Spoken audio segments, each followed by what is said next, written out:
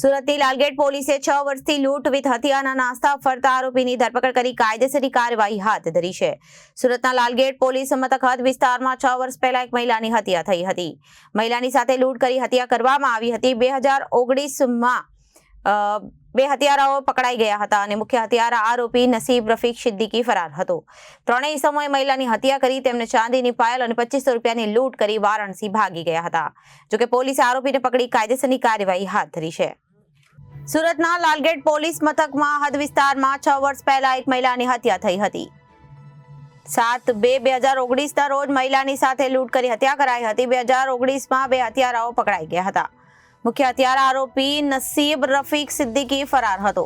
ત્રણેય સમયે મહિલાની હત્યા કરી તેમની ચાંદીની પાયલ અને 2500 રૂપિયાની લૂંટ કરી વારાણસી ભાગી ગયા હતા. મહિલા તેમના પતિથી એકલી રહેતી હોવાથી ત્રણેય સમયે લૂંટનો પ્લાન બનાવ્યો હતો.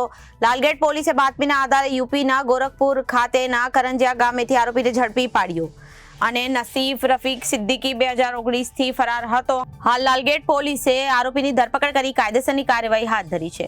સુરત શહેરમાં લાલગેટ પોલીસ સ્ટેશન વિસ્તારમાં તારીખ 7/2/2019ના રોજ એક મર્ડરનો ગુનો દાખલ થયેલો હતો, જેમાં એક મહિલાની જોડે લૂંટ કરીને તેનું મર્ડર કરવામાં આવેલું હતું. આ ગુનો જે તે વખતે ડિટેક્ટ થયેલો હતો, જેની અંદર બે આરોપીઓ મોહમ્મદ અહેમદ ઉર્ફે બિસ્મિલ્લા ઉર્ફે બીસુ આલમ ખાન જે યુપીનો રહેવાસી હતો, અને બીજો એક આરોપી છે ગુલે સત્તાર ઉર્ફે સાહિલ અશરફ અલી અંસારી જે મૂળ મહારાષ્ટ્રનો રહેવાસી હતો. આ બંને આરોપીની ધરપકડ કરવામાં આવેલી હતી અને એ લોકોના ઇન્ટ્રોગેશનમાં એ વસ્તુ ધ્યાનમાં આવેલી હતી કે નફીસ રફીક સિદ્દીકી નામનો જે ઇસમ છે, જે મૂળ આ ગુનાનો મેઇન આરોપી હતો, જેના દ્વારા એ મહિલાનું મૃત્યુ નિપજાવવામાં આવેલું હતું.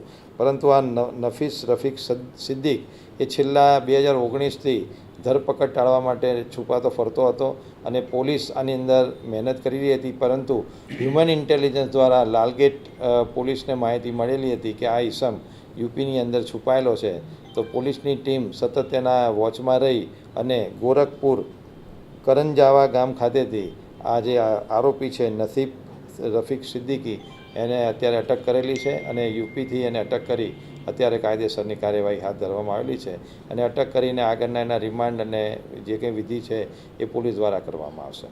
Bureau report, Janadesh news, Surat.